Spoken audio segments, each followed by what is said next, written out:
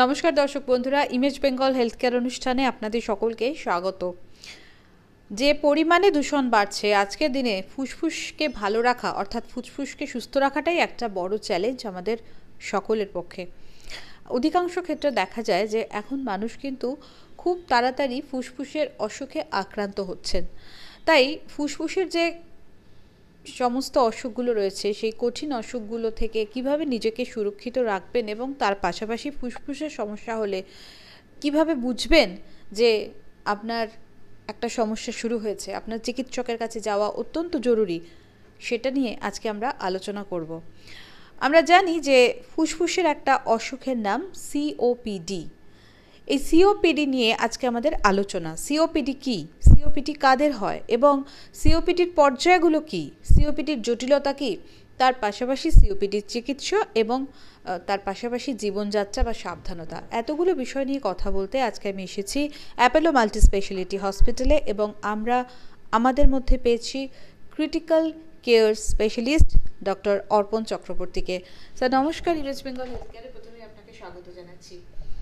Sir, COPD আমরা যে ওয়েদারটার মধ্যে দিয়ে এখন আমরা যাচ্ছি, এই সময় কিন্তু আমরা দেখেছি যে সিওপিডি বা ফুসফুসের একটু সমস্যা হয়ে থাকে অনেকের, মানে আমাদের চারপাশে যারা রয়েছে, আপনারা যারা চিকিৎসকরা, আপনারা কি বলবেন?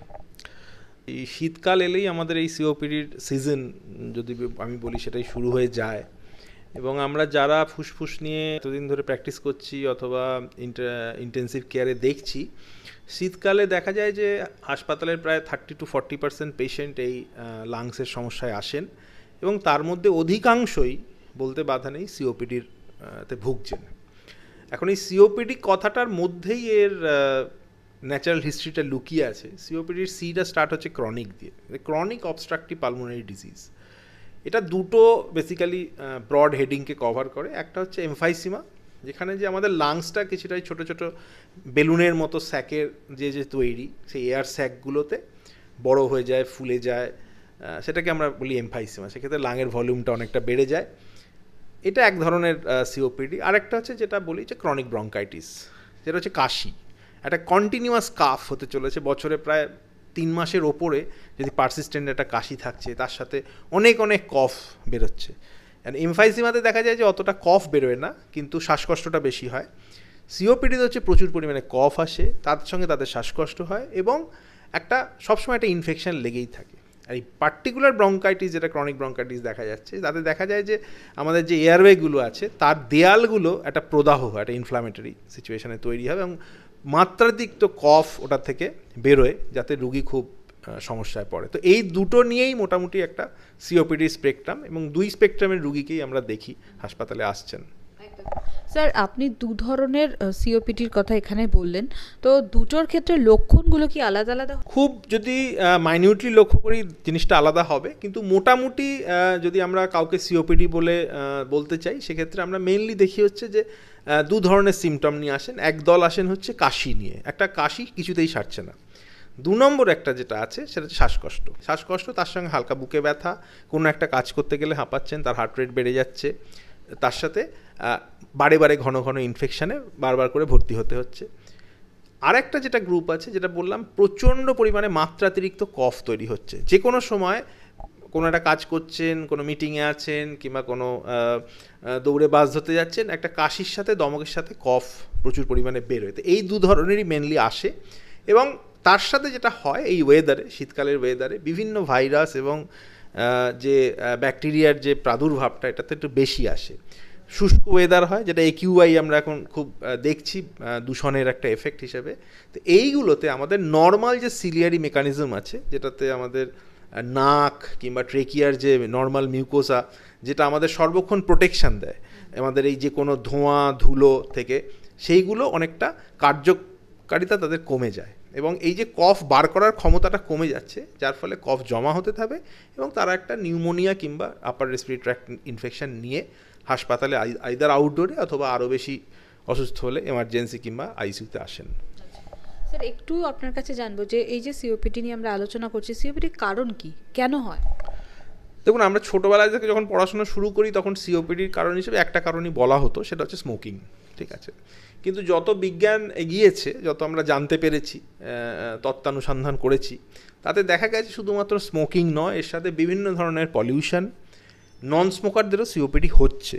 এবং একটা জেনেটিক কন্ডিশন যেটা আলফা-1 অ্যান্টিট্রিপসিন ডেফিসিয়েন্সি আছে, সেটা যদিও অনেকটা কম, তাদেরও সিওপিডির একটা ইয়ে আছে। সো মোস্টলি স্মোকিং এবং দূষণ বিভিন্নভাবে একটা এয়ার পলিউশন এই জিনিসটাকে আমাদের প্রেসিপিটেট করায়।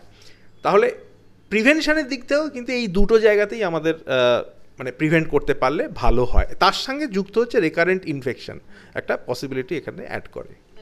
স্যার, যেহেতু আপনি দূষণের কথা বললেন, তো মাত্রা অতিরিক্ত দূষণ তো আমরা সবসময় দেখি, এবং শীতকালে কি দূষণের মাত্রা বাড়ে?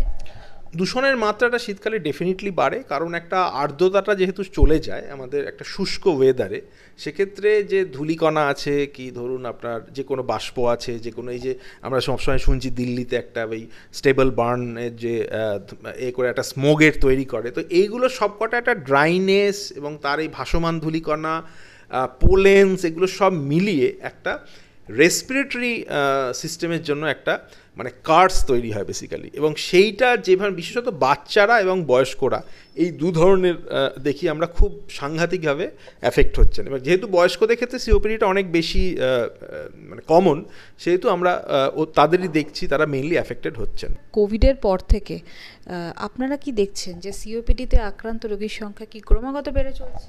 একটা increase in number of patients হয়েছে।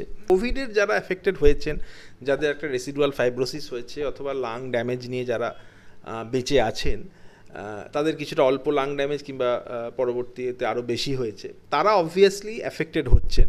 কিন্তু তাদেরকে চট করে সিওপিডির গ্রুপে আমরা ফেলছি না, ঠিক আছে। সিওপিডি কিন্তু একটা আলাদা জিনিস, এটা মানে কোভিড আছে কি নেই সেটার উপরে খুব একটা ডিপেন্ড করছে না। অবভিয়াসলি কোভিডে যারা অসুস্থ হয়েছিলেন এবং তাদের কিছুটা রেসিডুয়াল ডিজিজ আছে, রেসিডুয়াল ফাইব্রোসিস আছে অথবা লাং ডেস্ট্রয়েড হয়ে আছে, তাদের কিন্তু আমরা শীতকালে একটু বেশি সমস্যা দিয়ে, সেটা মূলত ইনফেকশনজনিত সমস্যায় ভুগতে দেখি। স্যার, আরেকটা ব্যাপার যে যেহেতু সিওপিডি নিয়ে আপনি ইনফেকশনের কথা বললেন, তো এই যে ইনফেকশনগুলো হয়, এই ইনফেকশনগুলো মানে কতটা মারাত্মক বা কতটা বিপজ্জনক একজন রোগীর জন্য?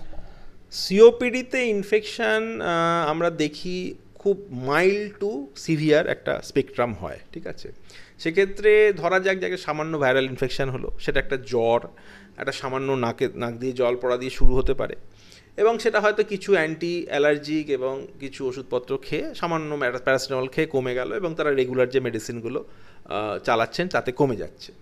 আর একটা গ্রুপ আছে যেখানে এই ধরনের সমস্যা দিয়ে শুরু হয়, নাক দিয়ে জল পড়া, গা ম্যাজম্যাজ করা, একটা প্রোড্রোমাল সিমটম দিয়ে শুরু হয়, কিন্তু ল্যান্ড আপ করে একটা ব্যাকটেরিয়াল নিউমোনিয়াতে। সেক্ষেত্রে আমরা দেখি খুব ডিস্টিংক্টলি, যদি দেখি যে তাদের কফটা যেটা সাদা বেরোচ্ছিল সেটা হঠাৎ করে একটা হলুদ কিংবা সবুজ পরিমাণে হলো, কারোর হয়তো 102, 103 জ্বর আসছে। বয়স্কদের ক্ষেত্রে যেটা হয়, বয়স্কদের চট করে জ্বরটা আসে না, কিন্তু একটা সেন্সোরিয়াম ডাউন হয়ে যায়, একটা মনে হয় যেন একটু ধন্দে আছে, একটু ড্রাউজি হয়ে যাচ্ছে, সোডিয়াম পটাশিয়ামের তারতম্য দেখা যায়, কারো ক্ষেত্রে কিডনি এফেক্ট করে। তো এইগুলো হচ্ছে একটা স্পেকট্রামে আমরা দেখি, যেখানে কিন্তু খুব আর্জেন্ট হসপিটাল অ্যাডমিশন কিংবা একটা ডাক্তারের পরামর্শ, তাদের ইনজেক্টেবল অ্যান্টিবায়োটিক্সের নেওয়াটা খুব জরুরি। সো এই পুরো স্পেকট্রাম, একটা মাইল্ড টু সিভিয়ার, এই পুরো স্পেকট্রামটা কিন্তু আমরা দেখতে থাকি। স্যার, রোগ নির্ধারণের জন্য আপনারা কি কি টেস্ট করেন? এখন তো আমাদের যে লাং যে স্লোগানটা খুব পরিচিত, সেটা হচ্ছে know your lung function. Lung function test বলে একটা আছে, PFT, that is most common test, এবং প্রত্যেকের করে রাখা উচিত, বিশেষ করে সিওপিডি পেশেন্টের। এবং তাতে আমরা কতগুলো জিনিস দেখি, তার লাংসের ফাংশনটা এখন কি পরিস্থিতিতে আছে এবং কি ওষুধ ব্যবহার করলে সেটা কি বাড়ছে না কমছে, দ্যাট ইজ মোস্ট ইম্পর্টেন্ট। তো আমরা যেহেতু সিওপিডি অ্যাটলিস্ট বছরে একবার করে একটা লাং ফাংশন টেস্ট তো করতেই হবে ফর দিস থিং। এছাড়া যাদের ডায়াগনোসড আছে তাদের একটা রেগুলার বেসিসে চেস্ট এক্সরে, কোনো নতুন কোনো নিউমোনিয়া, নতুন কোনো জিনিস তৈরি হচ্ছে কি না, একটা রেগুলার বেসিসে, সেটা ইয়ারলি একটা বলি। আমি যেটা করি সেটা হচ্ছে এই বর্ষাকাল কিংবা শীতকালের আগে যারা ক্রনিক সিওপিডিতে ভুগছেন তাদেরকে একবার ডাক্তারের পরামর্শ নিতে বলি, যে সামনে যে 2-3 মাস আছে তারা কিভাবে থাকবেন, তাদের কিছু ওষুধপত্র অ্যাডজাস্টমেন্টস, এগুলোর কিন্তু খুব জরুরি। সো পালমোনারি ফাংশন টেস্ট, একটা চেস্ট এক্সরে, এবং ইনফেকশন হলে তার একটা বেসলাইন ব্লাডে সিবিসি, সিআরপি কাউন্ট, এবং কফ যদি আসে তার একটা কালচার করাটা খুব জরুরি। স্যার, একটু ট্রিটমেন্টের কথায় আসবো। ট্রিটমেন্ট কিভাবে শুরু হয়? সিওপিডি ট্রিটমেন্টটা আগে শুধুমাত্র ওষুধ নির্ভর ছিল, এখন কিন্তু একটা হোলিস্টিক অ্যাপ্রোচে আমরা যাচ্ছি। যেমন আপনি পুরোটাই বললাম যে সিওপিডি কিন্তু একটা ডিজিজ, যেটা কিন্তু যার হচ্ছে সে কিন্তু একটা প্রলং টাইম সেটা ভুগতে চলেছে, এবং এটা কিন্তু ভাবতে হবে যে এটা কিন্তু সারবে না, আমরা একটা জায়গায় গিয়ে এটাকে কিছুটা হল্ট করব। তাহলে প্রথম থেকে যদি শুরু করি, আপনার অ্যাভয়েডেন্স অফ প্রেসিপিটেটিং ফ্যাক্টরস, তার মধ্যে একটা অবভিয়াসলি আপনাকে স্মোকিংটি তৎক্ষণাৎ বন্ধ করে দিতে হবে। আপনি প্যাসিভ স্মোকিংটাকেও করবেন, আপনি ধুলো, ধোঁয়া, যে বায়ু দূষণ আছে সেগুলো থেকে আপনাকে কিছুটা বাঁচতে হবে। এটা হচ্ছে প্রিভেন্টিভ স্ট্র্যাটেজি। 2 নম্বর দেখা যাচ্ছে যে আমরা ইনহেলার ইউজ করছি প্রচুর পরিমাণে, এই নো ইয়োর লাং ফাংশনের মধ্যেই বলছি, পিএফটি অনুযায়ী আমরা ইনহেলার দিই, এবং তার মধ্যে 2 ধরনের মেনলি আছে। ব্রঙ্কো ডায়ালেটার একটা আছে, যেটা ওই আমাদের সরু ব্রঙ্কাসগুলোকে একটু মানে বাড়িয়ে দেবে এবং হাওয়াটা যাতে উইদাউট এনি রেজিস্ট্যান্স হাওয়াটা যেতে পারে। সেকেন্ড হচ্ছে আর কিছু আছে যেটা ওই দেয়ালের প্রদাহ কমায়, সেটাতে ইনহেলেশনাল স্টেরয়েড কাজ করে। তো এই দুটো হচ্ছে মেন ধরনের ইনহেলার্স। এরপরে যেতে গেলে প্রিভেনশন অফ ইনফেকশন, তার মধ্যে 2 ধরন আছে। একটা হচ্ছে আপনাকে ভ্যাকসিন, কিছু ভ্যাকসিন আছে, যেমন এই ধরনের রুগীদের ক্ষেত্রে দেখা যায় যে তারা viral flu, influenza is the কমনেস্টই, ইনফ্লুয়েঞ্জা, রেসপিরেটরি সিনসিটিভ ভাইরাস, এর মধ্যে ফ্লু ভ্যাকসিনটা খুব জরুরি। আপনাকে রেগুলার বেসিসে, আপনার যদি রেসপিরেটরি কোনো ইলনেস থাকে, আমরা প্রত্যেকটি রুগীকে বলি যে আপনারা ফ্লু ভ্যাকসিনটা প্রতি বছর একবার করে নেবেন। দ্বিতীয় যেটা আসছে যে নিউমোনিয়া ভ্যাকসিন, ঠিক আছে, স্ট্রেপ্টোককাস নিউমোনির এগেনস্টে একটা পুরো নিউমোকক্কাল 23 সেরোটাইপসের যে ভ্যাকসিনটা আছে, সেটা 5 বছর গ্যাপে গ্যাপে আপনাকে এটা নিতে হবে। তো এই দুটো হচ্ছে মেন বয়স্কদের ক্ষেত্রে, যারা সিওপিডিতে ভুগছেন তাদের ক্ষেত্রে কিন্তু খুব ইম্পর্টেন্ট। বাকি ট্রিটমেন্টের ক্ষেত্রে কিছু কিছু, যেমন কাশি কমার জন্য আপনি অ্যান্টি অ্যালার্জিক খাচ্ছেন, কিছু কিছু সময় ইনহেলেটারেও কাশি হচ্ছে, কাউকে স্টেরয়েড ইউজ করতে হয় তাদের সিমটম, শ্বাসকষ্ট বেড়ে যাওয়ার জন্য। তাদের ক্ষেত্রে কিন্তু আবার স্টেরয়েড ইনডিউস যে সমস্যাগুলো হয় সেগুলোকে কিন্তু আপনাকে কাউন্টারঅ্যাক্ট করতে হবে। Last but not the least, যেটা খুব ইম্পর্টেন্ট জিনিস, যারা এই ধরনের ক্রনিক সিওপিডিতে ভুগছেন তাদের ক্ষেত্রে কতগুলো জায়গায় পালমোনারি রিহ্যাবিলিটেশন কথাটা খুব ইম্পর্টেন্ট। তার মধ্যে পুষ্টিটা খুব ইম্পর্টেন্ট, একটা সুষম খাবার, তাদের একটা খাবার চার্ট করে দেওয়া, প্রোটিন ইনটেক বাড়িয়ে দেওয়া, এবং তাদের যাতে মাসেল মাস নষ্ট না হয়, কারণ ওয়ার্ক অফ ব্রিদিংটা তাদের অনেক বেশি থাকে, তারা যাতে সহজে রোগা না হয়ে যান, তারা যাতে এই ইনফেকশনটা জুঝতে পারেন, এবং তার সাথে কিছু বেসিক রেসপিরেটরি এক্সারসাইজ আছে সেগুলোকেও দেখিয়ে দেওয়া হয়। তাহলে vaccine to prevention of precipitating factors to treatment of infection, last হচ্ছে পালমোনারি রিহ্যাবিলিটেশন, এই পুরো জিনিসটা একটা সিওপিডি ট্রিটমেন্ট হিসেবে ভাবতে হবে আপনাকে। স্যার, আরেকটা হচ্ছে অনেকের অ্যালার্জির সমস্যা থাকে, তো এই অ্যালার্জির সমস্যা যাদের আছে তাদের সিওপিডি সঙ্গে কি কোনো সম্পর্ক আছে? অবভিয়াসলি আমরা অ্যালার্জিকে একটা পার্ট হিসেবে ধরি। এটা মোস্টলি সমস্যা যেটা দেখা যায় সেটা হচ্ছে বাচ্চাদের ক্ষেত্রে, এবং অ্যালার্জির যে সিমটমগুলো তাদের একটা অ্যাজমার দেখা যায়। আমি চট করে অ্যাজমার সঙ্গে সিওপিডিকে খুব একটা গোলাবো না এগুলো ক্ষেত্রে, কিন্তু অ্যালার্জিক সিমটম কিন্তু কখনো কখনো দেখা যায় যে তাদের একটা লং টার্ম রেসপিরেটরি ইলনেসে ফেলে দিচ্ছে। তো অ্যালার্জি কিন্তু আপনাকে ট্রিট করতে হবে, এবং যে জিনিসগুলোতে অ্যালার্জি আছে সেগুলোকে অ্যাবসলিউটলি অ্যাভয়েড করতে হতে পারে। এবং খুব কমনলি আজকাল যে অ্যান্টি অ্যালার্জিক ওষুধগুলো, যেমন মন্টেলিউকাস্ট এবং তার সাথে লিভোসেট্রিজিন কম্বিনেশনগুলো ইউজ হচ্ছে, সেগুলো কিন্তু অনেকটাই আপনাকে এই ডে টু ডে সিমটম, যে হাঁচি কাশি একটা কাজ করতে সমস্যা আছে, এগুলো থেকে অনেকটাই আপনাকে হেল্প করবে। আরেকটা বিষয় আমার আপনার কাছে ভীষণ জানার, সেটা হচ্ছে যে যেহেতু এখন আমরা অনেকেই দোকান থেকে নিজেদের মতো চটজলদি অ্যান্টিবায়োটিক কিনে খাওয়ার একটা হ্যাবিট রয়েছে, অ্যান্টিবায়োটিক রেজিস্ট্যান্স যেহেতু ইনফেকশনের কথা আপনি বলছেন, এক্ষেত্রে এই বিষয়টা কতটা মানে এটা একটা খুব গুরুত্বপূর্ণ একটা ইনফরমেশন, এবং থ্যাঙ্কস ফর ইউ, আপনি এটা তুলেছেন। ওভার দ্য কাউন্টার অ্যান্টিবায়োটিক্সটা আমার মনে হয় অ্যাবসলিউটলি ব্যান্ড করে দেওয়া উচিত। আপনি অ্যান্টিবায়োটিক না খাওয়াটাকে একটা মানে আমরা ভাবি যে একটা সর্দি কাশি হলেই একটা অ্যান্টিবায়োটিক খেয়ে নিতে, ব্যাপারটা তাতে কোনো হেল্প করবে না, ঠিক আছে। আমরা মোস্ট অফ দ্য টাইম দেখি যে অনেক রুগী আমাদের কাছে লেটে এসছেন বাইরে থেকে অ্যান্টিবায়োটিক খেয়ে, তারপরে একটা মানে একটা ইনফেকশনটাকে গাড়িয়ে এনেছেন। আপনারা জানেন না কোন অ্যান্টিবায়োটিক কোন ইনফেকশনে কাজ করে, যতক্ষণ না সেটা কালচার প্রুভেন হচ্ছে। অবভিয়াসলি অ্যান্টিবায়োটিকের রোল আছে, আমি যেটা বললাম যে আপনার প্রচণ্ড ধুম জ্বর আসছে, সেক্ষেত্রে বড় বড় মানে মোটা স্পুটাম তৈরি হচ্ছে, সবুজ কিংবা হলুদ রঙের কফ বেরোচ্ছে, সেগুলোতে অ্যান্টিবায়োটিক ইজ অ্যাবসলিউটলি নেসেসারি, কিন্তু সেগুলোকে মোস্টলি ইনজেক্টেবল দেওয়া হয়। কমিউনিটি অ্যাকোয়ার্ড নিউমোনিয়া হলে আপনাকে কিন্তু ইনজেক্টেবল অ্যান্টিবায়োটিক্স ইউজ করতে হবে। দোকান থেকে কিনে খাওয়া antibiotic it's not at all helping you. কোন কোন বয়সে পেশেন্ট? সিওপিডিটা সত্যি কথা বলতে কিছুটা বয়স্কদেরই রোগ, ঠিক আছে, এবং দেখা যায় যে 50-এর ওপরেই মেনলি সবাই এফেক্টেড হয়েছেন, এবং 50, 60, 70 যত যায় জিনিসটা একটু বাড়তে থাকে।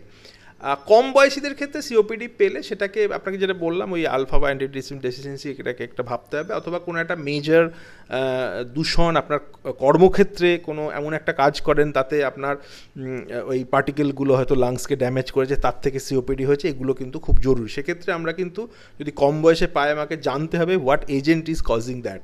তো সেটাকে অ্যাভয়েডেন্স করাটা, আপনি ধরুন কোনো একটা পার্টিকুলার জায়গায় কাজ করছেন, সেইখানে কোনো একটা পরিবেশে কিছু একটা আছে যেটা আপনার সিওপিডিটাকে প্রেসিপিটেট করছে, সেখান থেকে আপনাকে সরে আসতে হবে। তো sometimes we prefer job change করা কিংবা ডেস্ক জবে ফিরে আসাটা বলি।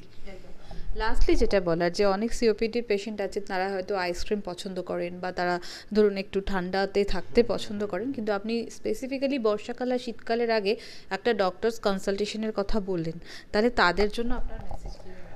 আইসক্রিম এমনি খুব একটা খারাপ জিনিস নয়, ঠিক আছে, কিন্তু ঠান্ডার ব্যাপারটা আমরা একটু অ্যাভয়েড করতে বলি। ঠান্ডাতে যেটা হয় বললাম, ওই আমাদের সিলিয়াগুলো একটু কাজ করাটা কম করে, সেজন্য ঠান্ডাটা আমরা এফেক্ট করতে বলি।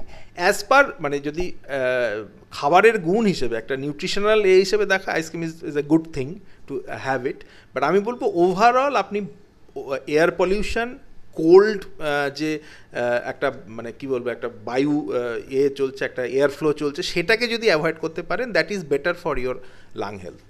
এই দূষণে ভরা সোসাইটিতে যাতে সিওপিডি না হয়, তার প্রিভেনশন কি সকলের জন্য? Prevention is know your lung health. আমি যতই বলি আপনারা কাজে বেরোবেন না কিংবা অ্যাভয়েড করবেন, সেটা তো সম্ভব নয় সবার জন্য, but you should know when you are in trouble. আপনার যদি মনে হচ্ছে এই ধরনের সমস্যা যেগুলো বললাম, যে আপনি হাঁটতে গেলে শ্বাসকষ্ট হচ্ছে, কাশি হচ্ছে, আপনার রিকারেন্ট ইনফেকশন হচ্ছে, আপনি প্রপার কনসালটেশন নিন এবং জানুন আপনার কী লেভেলে জিনিসটা আছে, এবং প্রপারলি প্রিভেন্টিভ ওয়েতে, যেমন ভ্যাকসিন নেওয়া, ওষুধ নেওয়া, এবং আপনার পার্টিকুলারলি বর্ষাকাল এবং শীতকালের আগে নিজেকে ঠিক রাখার কি কি পদ্ধতি আছে সেগুলো জেনে থাকুন। আশা করি অনেকটাই ভালো থাকবেন। সিওপিডি অসুখটা কি ছোঁয়াচে? একেবারেই নয়, সিওপিডি একেবারেই ছোঁয়াচে নয়, কিন্তু যেটা মাথায় রাখতে হবে যে যার সিওপিডি আছে, আপনার বাড়িতে কারোর সিওপিডি আছে, কিন্তু আপনার ধরুন কোনো ভাইরাল ইনফেকশন হয়েছে, তাদের কাছে কিছুটা না যাওয়াটাই বেটার, কারণ তারা কিন্তু খুব প্রোন টু ইনফেকশন, মানে আপনার থেকে ওর হওয়ার চান্সটা বেশি। সো সিওপিডিটা কখনোই ছোঁয়াচের মধ্যে পড়বে না। Thank you very much. আমরা সিওপিডি সম্পর্কে একটা খুব গুরুত্বপূর্ণ ইনফরমেশন পেলাম। দর্শক বন্ধুরা যারা আজকের এই অনুষ্ঠান দেখছেন, আশা করি তাদের জন্য এটা ভীষণ উপকারী, যারা নিজেরা অথবা যার পরিবারের লোকজন এই সমস্যায় ভুগছেন বা ভুগে থাকেন। পাশাপাশি আপনার মনে যদি এই ভিডিও দেখার পর কোনো প্রশ্নের উদয় হয়, তো সেই প্রশ্ন আপনারা কমেন্ট বক্সে লিখে জানান। আমরা চেষ্টা করব সেই প্রশ্নের উত্তর দিতে। আপনারা সকলে সাবধানে থাকুন, সুস্থ থাকুন। নমস্কার।